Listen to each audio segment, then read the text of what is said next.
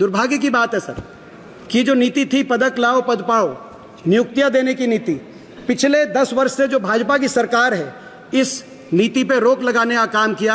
आपको जान के आश्चर्य होगा कि हमारी खिलाड़ी बेटी साक्षी मलिक को आज तक हरियाणा में कोई नियुक्ति नहीं मिली है। पिछले ओलंपिक के हमारे खिलाड़ी, पिछले ओलंपिक के मेडल विजेता रवि दहिया, नीरज चोपड़ा, इनको अभी तक हरियाणा सरकार में कोई नियुक्ति देने का काम नहीं किया गया।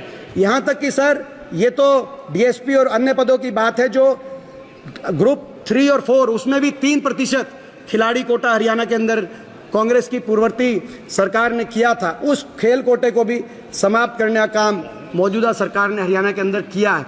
और खिलाड़ियों को जो डीएसपी लगाए गए थे वो डीएसपी खिलाड़ी सर जो है उनको प्रमोशन तक नहीं दी गई है इन 10 वर्षों में।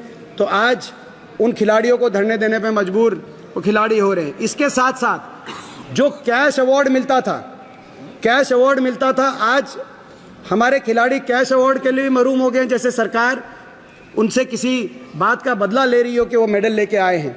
यहाँ तक कि 2021 के बाद से अभी तक, आज की भास्कर की खबर आई है सर, भास्कर, दैनिक भास्कर के अखबार को जानो पता हो कि ये सरकार 1993 का डिस्कशन लेके आएगी कि खेलों के पदक विजेता कैश अवार्ड से वंचित। 2021 के बाद से कैश अवार्ड दिए ही नहीं गए।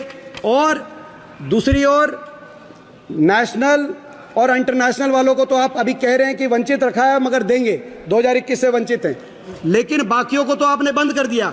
हम कांग्रेस की सरकार के समय जूनियर, सब जूनियर और यूथ गेम्स में भी जो मेडल लेके आते थे उनको भी कैश अवार्ड दिया जाता था।